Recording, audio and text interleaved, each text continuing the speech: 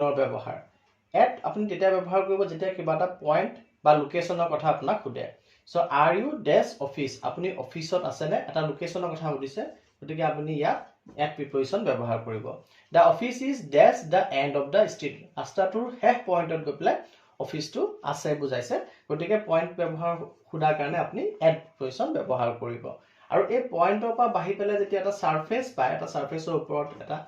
বস্তু আছে বা কিবা আছে বুলি দেখুৱায় তেতিয়া আপুনি অন প্ৰিপজিশ্যন ব্যৱহাৰ কৰিব is the bank dash the first ফ্ল'ৰৰ ওপৰত আছে নেকি গতিকে অন প্ৰিপজিশ্যন আহিব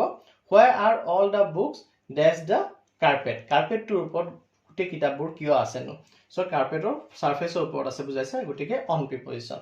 আৰু এই সাৰফেসটো বাঢ়ি পেলাই যেতিয়া কিবা এটা এনক্লোজ বস্তুৰ ভিতৰত থকা বুজাব বাউণ্ডাৰী থকা বৰ্ডাৰ থকা বস্তুৰ ভিতৰত থকা বুজাব তেতিয়া আপুনি ইন প্ৰিপজিশ্যনটো ব্যৱহাৰ কৰিব the butter is not dash the fridge butter ফ্ৰিজৰ ভিতৰত নাই ফ্ৰিজ এটা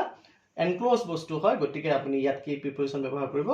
ইন প্ৰিপজিশ্যন ব্যৱহাৰ কৰিব